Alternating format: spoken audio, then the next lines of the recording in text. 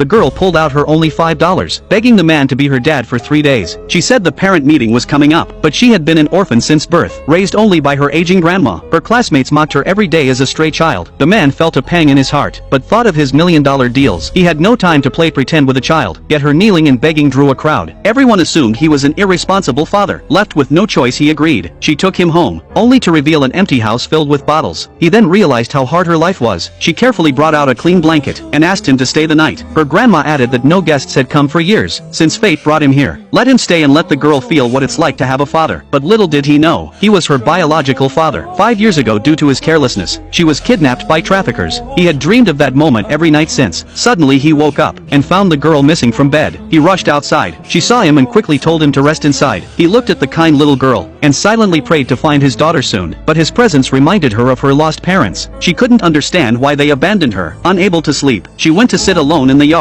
Suddenly the alarm went off. She rushed into the streets to collect bottles, but was bullied by thugs, and her bottles were thrown into the road. She ran to retrieve them, just as a car sped toward her. At the last second, the man pulled her to safety. She apologized repeatedly, but he said protecting her was his duty as guardian. Her face lit up with joy, thinking she finally had a dad, but he remembered he only agreed for 3 days. After the parent meeting, he would leave. That night he ordered barbecue, but she lied about not liking it to save money. He pretended he wanted it instead. She knew what he was doing, and promised to repay him in the future, but he said they wouldn't meet again. She ran out heartbroken, and returned with a takeaway box. It was for her grandma. The old woman took a bite, then pretended her teeth hurt, leaving the rest for the girl. The girl turned and gave the barbecue to the man. Seeing her so thoughtful, his heart ached. That night he lay in bed, remembering her words, perhaps thinking of his lost daughter. He turned and gently tucked her in. The next morning, he saw her shivering outside the door. She didn't want to disturb him, so she waited in the cold. He scolded her instinctively, then regretted his tone, tried to comfort her, but she avoided him. She put on her backpack and left for school. After she left, Grandma called him in, gave him all her savings, and begged him to help the child. But before he could respond, she passed away.